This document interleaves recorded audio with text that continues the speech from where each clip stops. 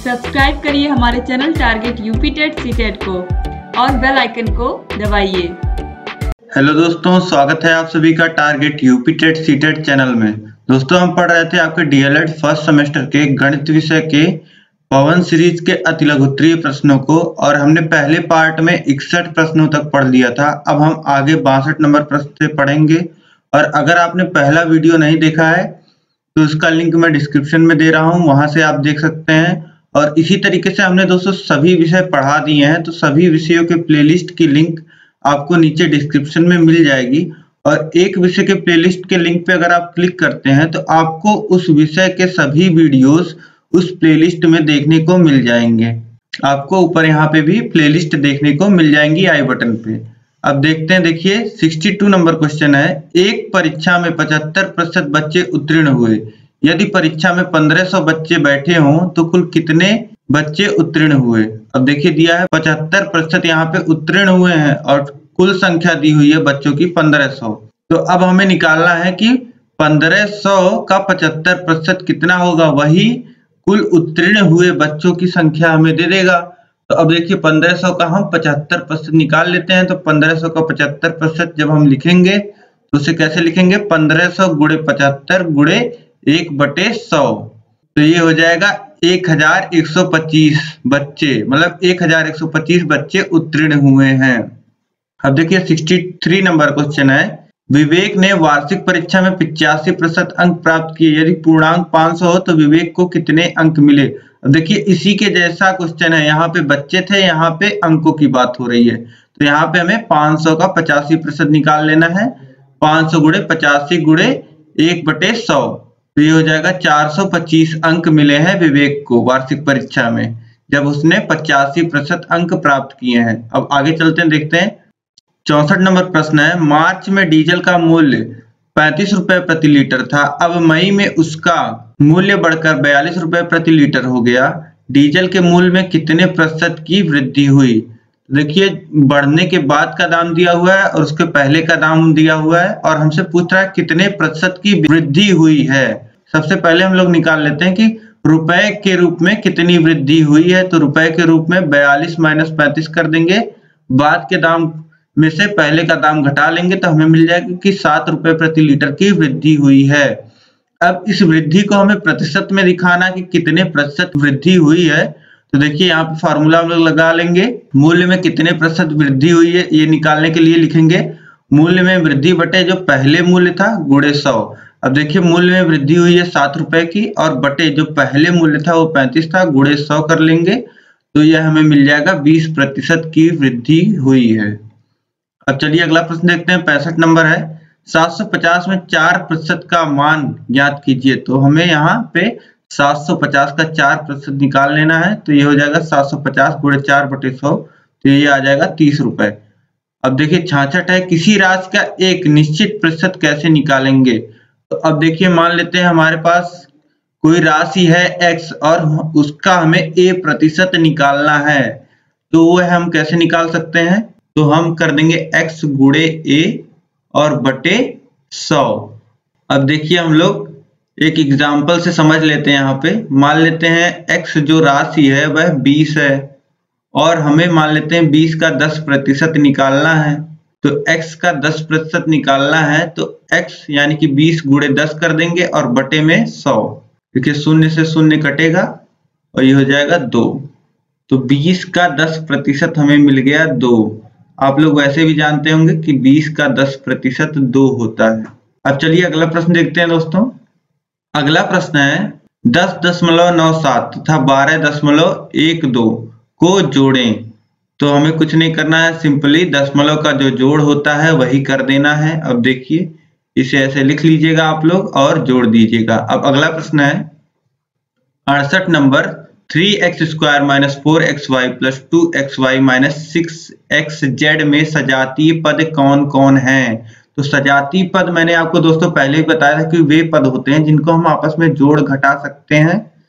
तो यहाँ पे देखिए एक जैसे पद आपको कौन से लग रहे हैं। अब 3x² को आप लोग -4xy में तो जोड़ या घटा नहीं सकते हैं, और यहाँ पे देखिए -4xy + 12xy, देखिए दोनों में ही एक्स वाई आ रहा है, तो इन पदों को आप जोड़ घटा सकते हैं। मतलब यह दोनों जो हैं वह सजातीय पद हैं। और इसी तरीके से देख लेते हैं 12xy और -6xz में। तो यहाँ पे देखिए xy आ रहा है, यहाँ पे xz आ रहा है, तो इस वजह से हम इसे जोड़ घटा नहीं सकते हैं। तो यहाँ पे जो सजातीय पद हैं आपके वह हैं -4xy और 12xy। अब 69 है 2x² + 5y + y² - y + 6 में सजातीय पदों को एक साथ लेते हुए व्यंजक को सरल कीजिए। तो वही सीधे आपको बस सरल करना है, जैसे आप सरल करते आए हुए, इसमें कुछ अलग नहीं करना है आपको। आप हमेशा से ही सजातीय पदों को साथ लेके ही सरल करते आए हैं, क्योंकि आप सजातीय पदों को अलग रख के सरल नहीं कर सकते हैं। तो अब देखिए 2x² + 5y - y + y² + 6, यहाँ पे देखिए ये दो सजातीय पद हमें मिल रहे हैं 5y और -y, तो इन दोनों को साथ लिख देंगे। अब देखिए यहाँ पे +5y है और यहाँ पे -y है, तो 5y में से y घट जाएगा, ये हो जाएगा 4y। तो हमारा जो सरलतम रूप आ जाएगा वो 2x² + 4y + y² + 6 आ जाएगा। अब अगला प्रश्न है 70 नंबर। निम्नांकित व्यंजकों में पदों की संख्या है 5y दिया है पहला, और दूसरा दिया है 72x - 7y।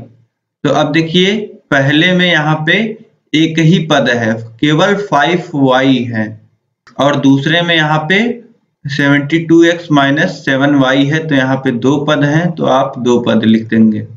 और यहाँ पे अगर दोस्तों ऐसा कुछ दिया होता कि सजातीय पद आपको मिल रहे होते, मतलब समान पद मिल रहे होते जिसे आप जोड़ घटा के सरल कर सकते, तो आप पहले सरल कर लेते, उसके बाद पदों की संख्या लिखते।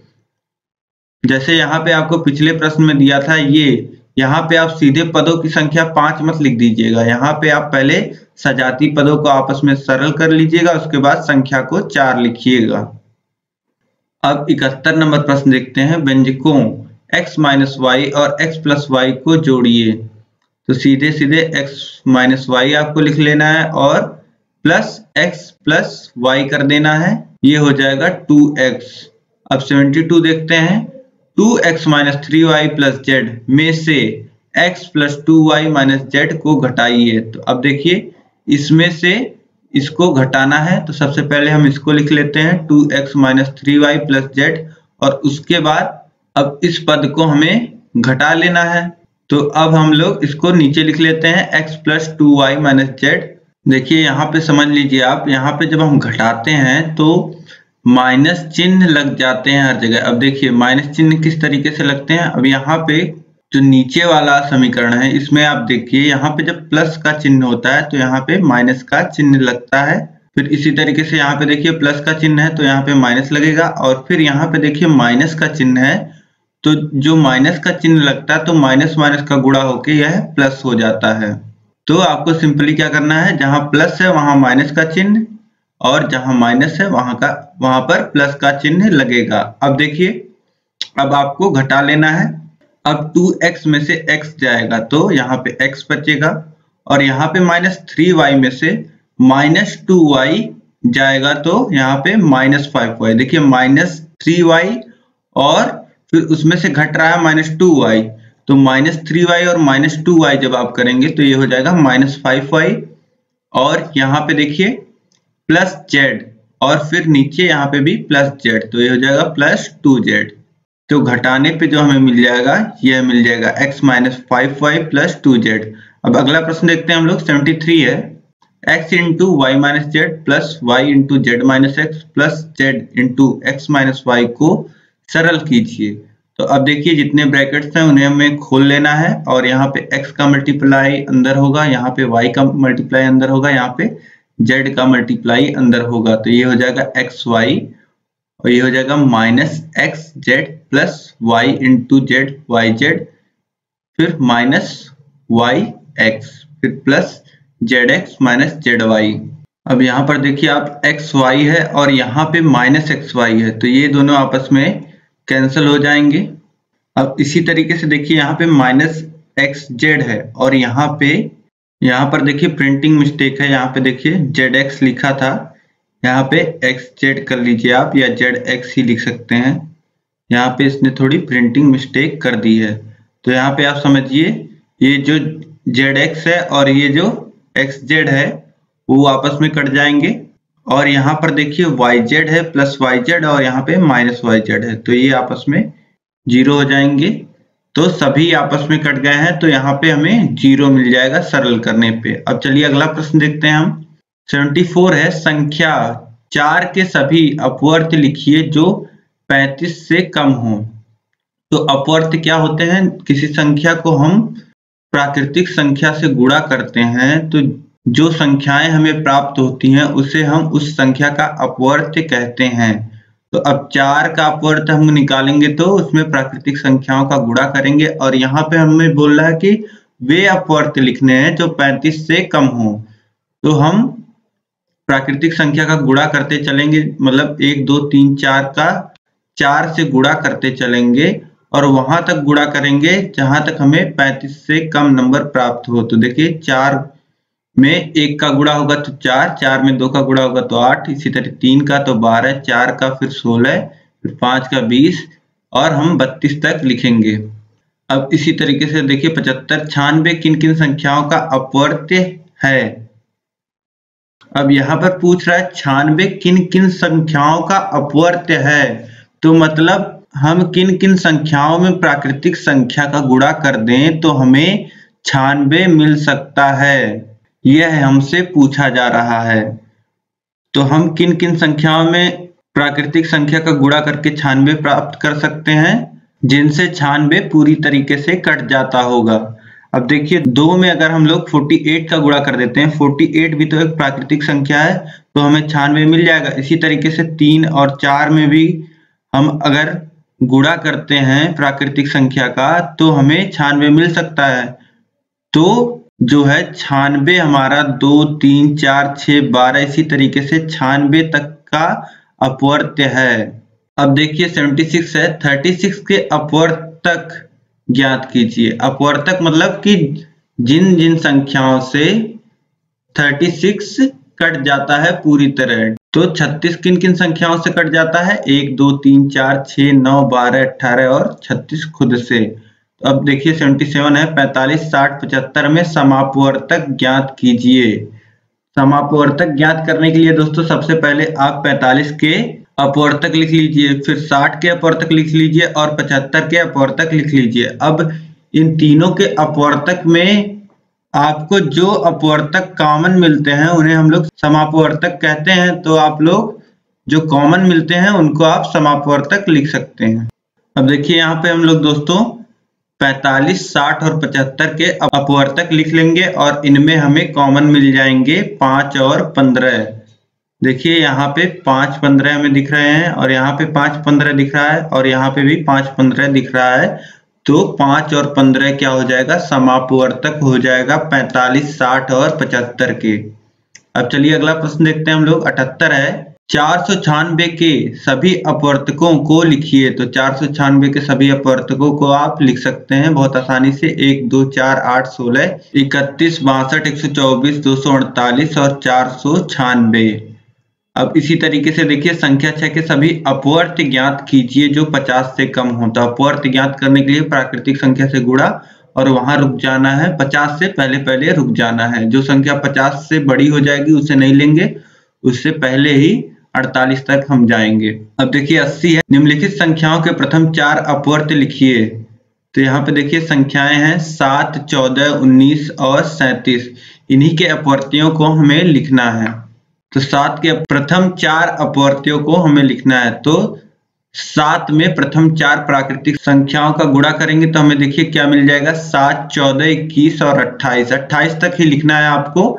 यहाँ पे 35 एक्स्ट्रा लिख दिया है। यहाँ पे देखिए दूसरे में 14, 14 में प्राकृतिक संख्याओं का गुणा करेंगे तो 14 के अपवर्त हमें मिल जाएंगे। तो देखिए 14 28 42 56। और इसी तरीके से आप 19 में प्रथम 4 प्राकृतिक संख्याओं का गुणा कर लीजिएगा और 37 में प्रथम 4 प्राकृतिक संख्याओं का गुणा कर लीजिएगा। अब देखिए 81 है, निम्नलिखित संख्याओं में प्रथम 5 गुणज लिखिए। अब देखिए अब यहाँ पे प्रथम 5 गुणज हमें निकालने हैं, मतलब हमें फिर से अपवर्त ज्ञात करना है। तो प्राकृतिक संख्याओं का हम गुणा कर देंगे प्रथम 5 प्राकृतिक संख्याओं का।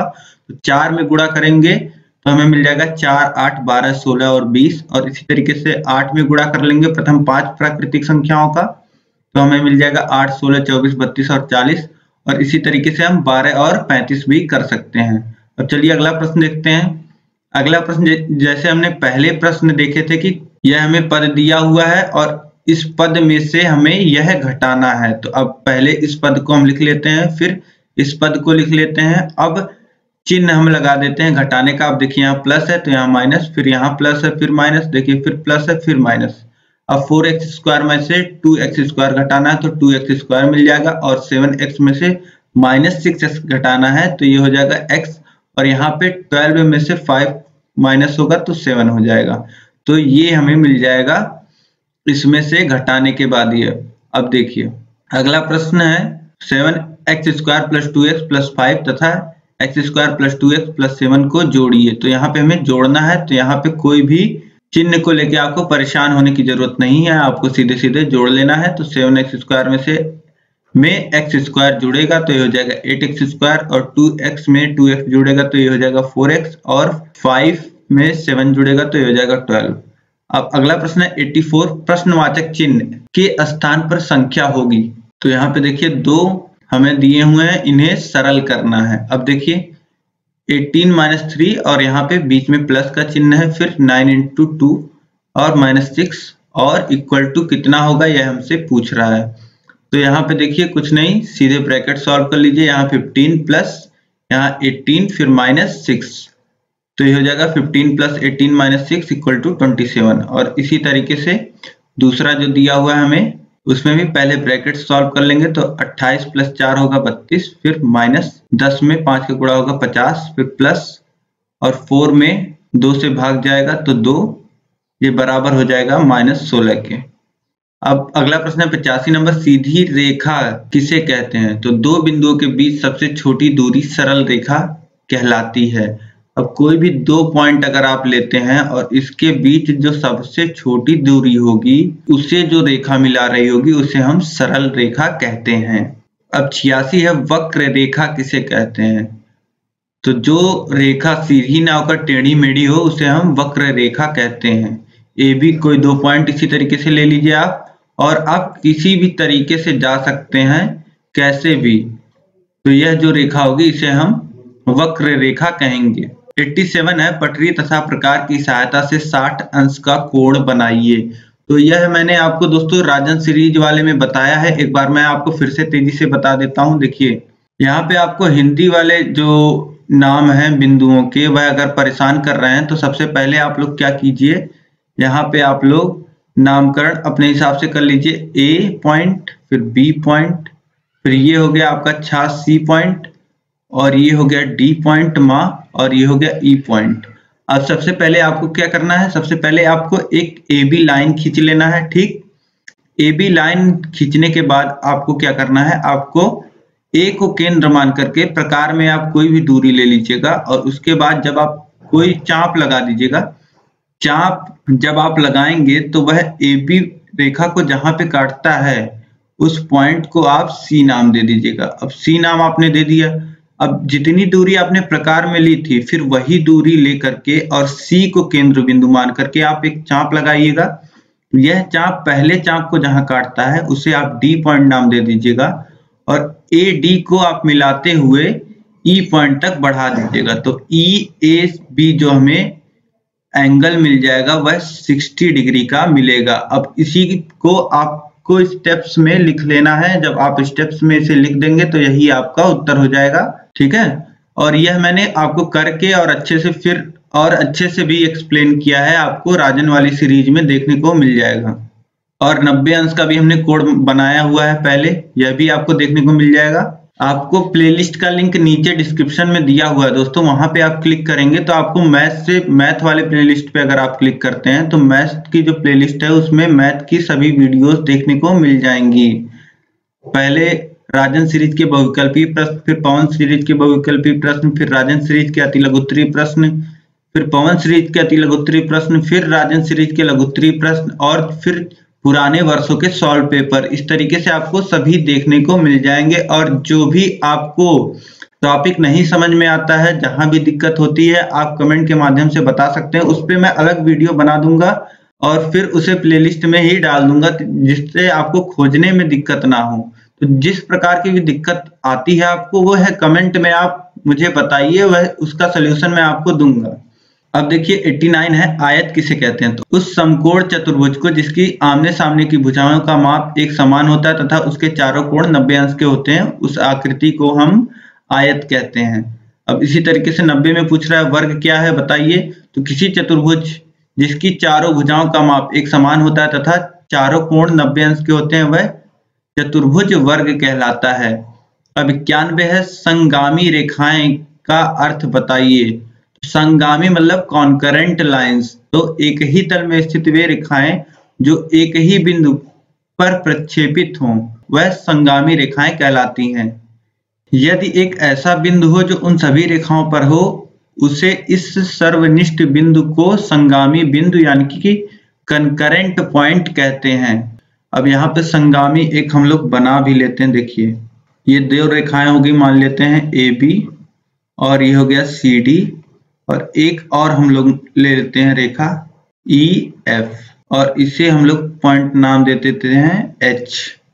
तो एच जो हो जाएगा वह आपका संगामी बिंदु हो जाएगा। और ये जितनी तीन रेखाएं आपको दिख रही हैं ए बी फिर सी डी या ई एफ, तो यह तीनों जो हो जाएंगी वह संगामी रेखाएं हो जाएंगी। और एच जो आपका ये बिंदु है, यह बिंदु आपका संगामी बिंदु हो जाएगा। इसे कनकरेंट पॉइंट भी कहते हैं और इन सभी रेखाओं को कनकरेंट लाइन कहते हैं। जो इंग्लिश में पढ़ा हो वह इस तरीके से समझ सकता है। अब देखिए 92 है, विषम बाहु त्रिभुज से आप क्या समझते हैं? तो विषम बाहु त्रिभुज वह त्रिभुज होता है जिनकी तीनों भुजाओं की लंबाई अलग अलग होती है, मतलब उसकी माप बराबर ना हो। जैसे कोई एक हो, कोई दो हो, कोई तीन हो, इस तरीके से मतलब बराबर ना हो, एक एक एक ना हो, या दो दो दो ना हो, या फिर दो दो एक ना हो। तो कोई भी भुजा बराबर नहीं होनी चाहिए। अब 93 देखिए, समद्विबाहु त्रिभुज से आप क्या समझते हैं? तो समद्विबाहु त्रिभुज में क्या होता है कि दो भुजाओं की लंबाई आपस में बराबर होती है। अब 94 है, समबाहु त्रिभुज से आप क्या समझते हैं? तो समबाहु त्रिभुज में तीनों भुजाएं जो होती हैं बराबर होती हैं। अगर एक भुजा का माप 5 है तो बाकी दो भुजाएं भी 5 होंगी। अब अगला प्रश्न देखते हैं हम लोग। 95 है, त्रिज्य खंड का क्या अर्थ है? तो वृत्त की दो त्रिज्याओं तथा एक चाप से बनी बंद आकृति त्रिज्य खंड यानी कि सेक्टर कहलाती है। अब इसे हम लोग, मैं आकृति से आपको दिखा देता हूं। जैसे ये केंद्र हो गया आपके, ये वृत्त हो गया और यह वृत्त का केंद्र हो गया। अब अगर जैसे ये आर है, ये आर है, ये आपको अलग से बना हुआ कहीं मिले इस तरीके से, आर आर और ये ओ मान लेते हैं हम इसका सेंटर, तो यह जो आकृति है आपको अलग से देखिए कहीं बनी हुई मिल रही है, तो इसे हम लोग त्रिज्य खंड कहते हैं, जिसमें वृत्त की दो त्रिज्याएं आती हैं और एक चाप से बनी बंद आकृति त्रिज्य खंड कहलाती है। अब देखिए 96 है, छेदक रेखा का क्या अर्थ है? तो वह रेखा जिसके केवल दो भिन्न बिंदु वृत्त पर स्थित हो छेदक रेखा कहलाती है। तो दोस्तों जो छेदक रेखा होती है आपकी, वह वृत्त को दो बिंदुओं पे काटती है। जैसे यह एक रेखा है और इसने ए और बी पॉइंट को वृत्त पे काटा, तो इस रेखा को जो ए बी जो रेखा है उसे हम लोग छेदक रेखा कहते हैं। अब अगला प्रश्न देखते हैं हम लोग, चलिए। 97 है, केंद्र रेखा का क्या अर्थ है? तो वह रेखा जो दो या दो से अधिक वृत्तों के केंद्र से होकर जाती है केंद्र रेखा कहलाती है। अब दो वृत्त हैं आपके, मान लेते हैं ये, इसका केंद्र हो गया O1 और इसका केंद्र हो गया O2। अब देखिए मान लेते हैं कि इसके केंद्र से होकर, दोनों के केंद्र से होकर कोई रेखा जा रही है यहाँ पे, ए बी इसे हम मान लेते हैं। तो इस रेखा को हम लोग क्या कहते हैं? इस रेखा को हम लोग कहते हैं केंद्र रेखा। वह रेखा जो दो या दो से अधिक वृत्तों के केंद्रों से होकर जाए उसे हम लोग केंद्र रेखा कहते हैं। अब देखिए 98 है उभयनिष्ठ जीवा का क्या अर्थ है? तो वह जब दो वृत्त एक दूसरे को दो बिंदुओं पर प्रक्षेपित करते हैं तो उन बिंदुओं से होकर जाने वाले रेखाखंड को उन वृत्तों का उभयनिष्ठ जीवा कहते हैं। अब देखिए इसे हम लोग देख लेते हैं। मान लेते हैं यह दो वृत्त हैं, एक दूसरे को काट रहे हैं और यह दो पॉइंट हैं जिस पे काट रहे हैं। अब ये दो पॉइंट जिस पे यह काट रहे हैं, मान लेते हैं C है और D है, तो इस C और D से होकर जो रेखा जाएगी उस रेखा को हम लोग उभयनिष्ठ जीवा कहते हैं। अब अगला प्रश्न है 99 वृत्त के किन्हीं दो बिंदुओं को मिलाने वाले रेखाखंड को क्या कहते हैं? तो ऐसे को हम जीवा कहते हैं। अब 100वां प्रश्न है 48 धन 8 गुणे 0.75 - 5 का मान ज्ञात कीजिए। तो सीधे आपको यह सरल कर लेना है। सबसे पहले गुणे को हम लोग सॉल्व करेंगे तो 8 का गुणा 0.75 में होगा तो ये 6 हो जाएगा। अब 6 में से 5 घटेगा तो 1 और वह 1 जुड़ जाएगा 48 में, तो ये हो जाएगा 49। अब 101 है ऋण 2x² माइनस, अब ब्रैकेट में है -x² प्लस 4x। तो सबसे पहले हम लोग ब्रैकेट को सॉल्व करेंगे तो इस ऋण का गुणा जो होगा वह अंदर ब्रैकेट में होगा, इस ऋण में होगा तो यह धन हो जाएगा और इस धन में होगा तो यह ऋण हो जाएगा। तो यहाँ पे देखिए -2x² plus 2x² minus 4x हो जाएगा और प्लस x² और -2x² जुड़ेंगे तो यहाँ हो जाएगा -x² प्लस 4x। अब 102 है रुपए 150 का 12% कितना होगा? तो 150 का 12% होगा 150 गुणे 12/100, ये आ जाएगा 18 रुपए। अब 103 है 12 के अपवर्तक लिखिए। तो 12 के अपवर्तक ज्ञात करने के लिए हम 12 के 12 जिन जिन संख्याओं से कटता है वह संख्याएं लिख लेंगे। तो 12 1 से 2 से 3 से 4 से 6 से और खुद से 12 से कटता है तो ये जो हो जाएंगे वह 12 के अपवर्तक हो जाएंगे। अब 104 है समतल में स्थित एक बिंदु से होकर कितनी रेखाएं खींची जा सकती हैं? तो समतल में स्थित किसी एक बिंदु से अगर आप रेखाएं खींचने की कोशिश करेंगे तो आप उस बिंदु से अनेक रेखाएं खींच सकते हैं। से यह एक बिंदु है तो इस बिंदु से आप लोग बहुत सारी रेखाएं खींच सकते हैं। आप उत्तर में अनेक रेखाएं लिख सकते हैं या अनंत रेखाएं भी आप लिख सकते हैं। अब 105 है 9 एवं 15 के समापवर्तक लिखिए। 9 और 15 के समापवर्तक हमें लिखना है तो सबसे पहले हम लोग 9 और 15 के अपवर्तक लिख लेते हैं, मतलब 9 और 15 किन किन संख्याओं से कटते हैं। तो ये लिखेंगे 1 3 और 9 और 15 1 3 5 और 15।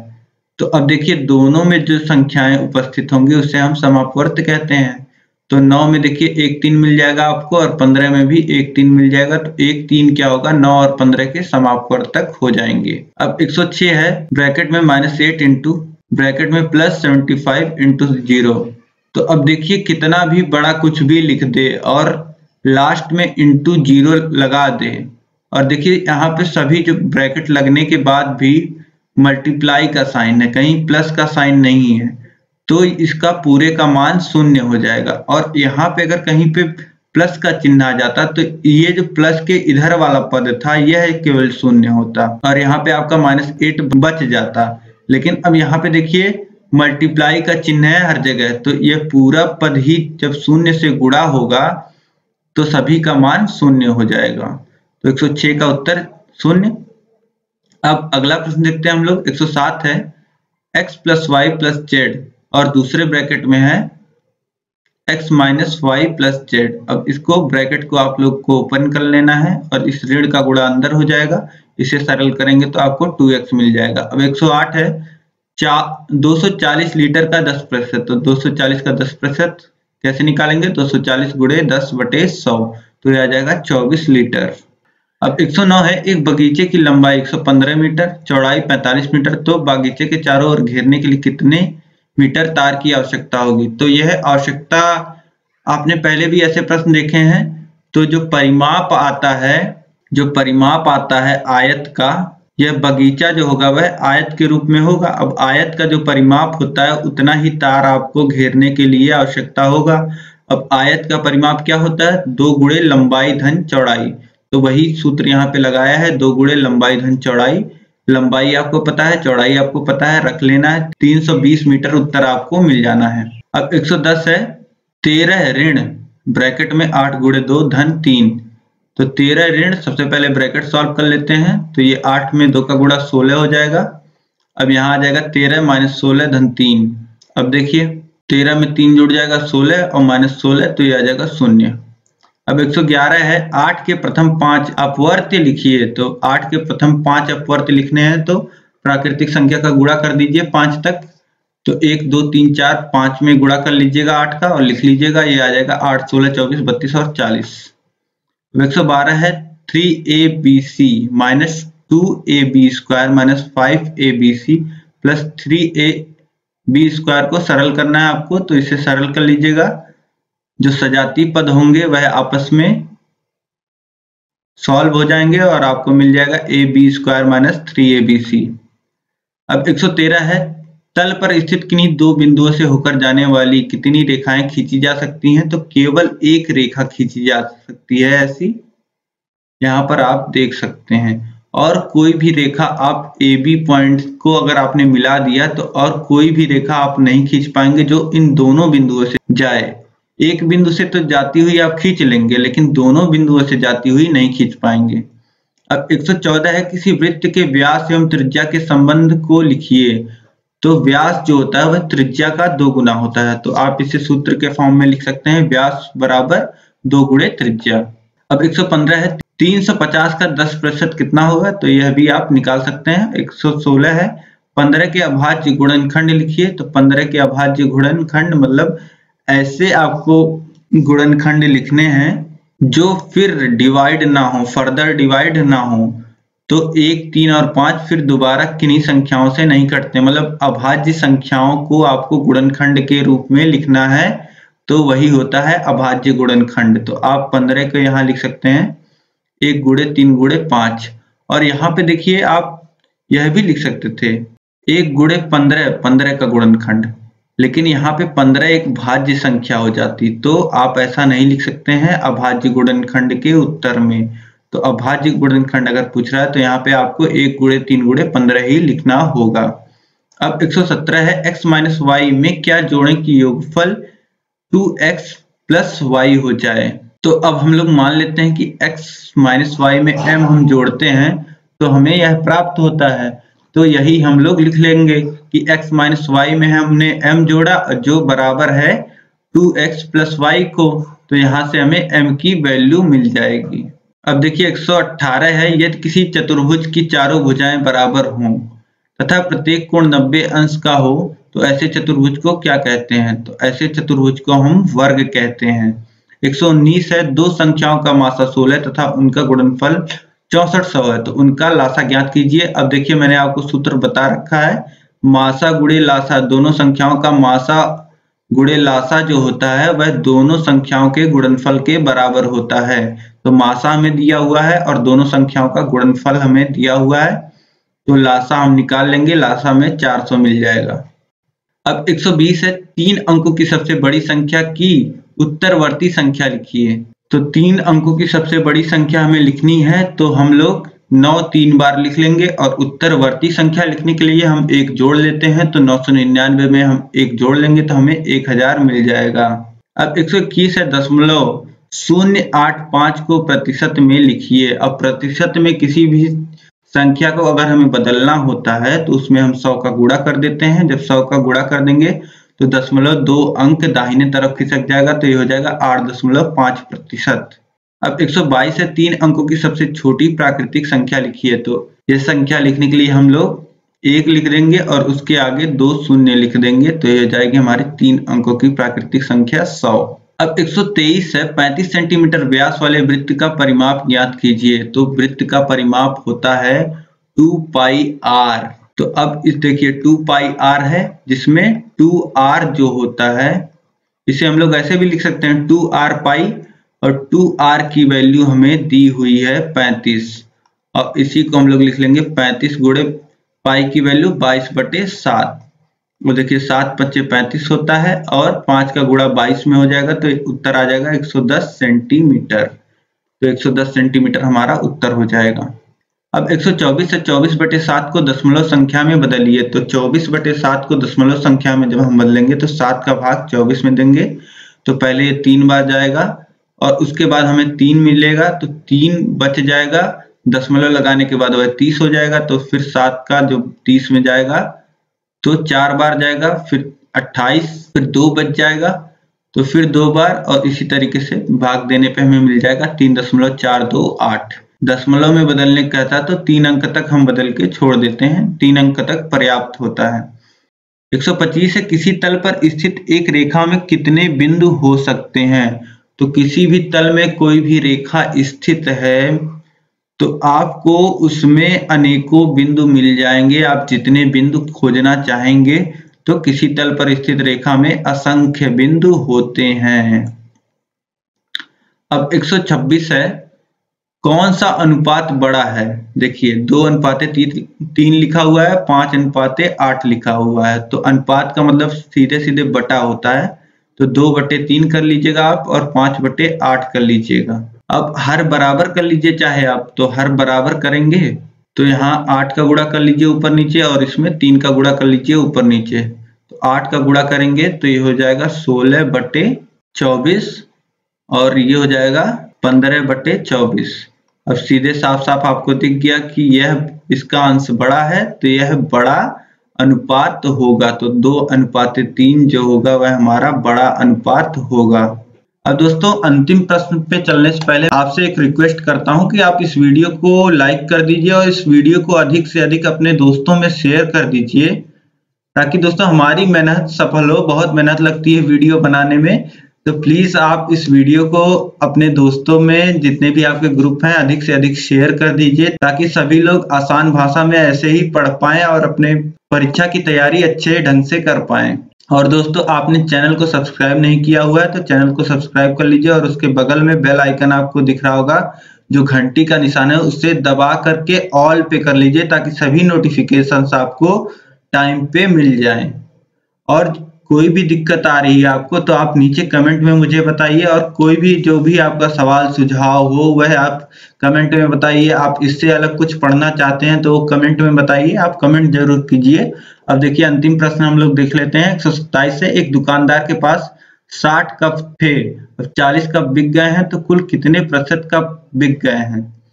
अब देखिए हमें बोल रहा है 40 कप बिक गए हैं 60 में से, तो कितने प्रतिशत बिक गए? तो हमें निकाल लेना है कि 40-60 का कितना प्रतिशत होता है। तो 40/60 × 100 यही कर लेना है। तो अब देखिए 0 से 0 कट जाएगा, और यह 3 और यह 2 बार में कट जाएगा, तो ये आ जाएगा 200/3, और इसे हम लोग लिख सकते हैं 6.67% कप जो हैं वह हमारे बिक गए हैं। तो यहाँ पे आपके सभी अति लघुत्तरीय प्रश्न समाप्त होते हैं दोस्तों। इसके बाद हम लोग लघुत्तरीय प्रश्न देखेंगे। अगर आप प्लेलिस्ट में यह वीडियो देख रहे हैं तो आपको अगली वीडियो लघुत्तरीय प्रश्न की देखने को मिल जाएगी। और प्लेलिस्ट में नहीं देख रहे हैं तो आपसे रिक्वेस्ट है कि आप जो भी वीडियो देखा करें उसे प्लेलिस्ट में देखा करें, ताकि आपको सब कुछ पढ़ने को मिल जाए, आपका कुछ छूटे नहीं। और आपके अंक जो हैं आप 25 में 25 करके आइए, 25 में 25 लेके आइए परीक्षा में, कोई बड़ी बात नहीं है। जितना हमने कर लिया है पर्याप्त है, और जहां भी आपको दिक्कत है वह आप कमेंट करके बताइए, वह भी मैं आपको क्लियर करा दूंगा। तो आप सेमेस्टर में अच्छे नंबर लाइए, फिर उसके बाद यूपी टेट सीटेट तो है ही, उसमें भी अच्छा करना है।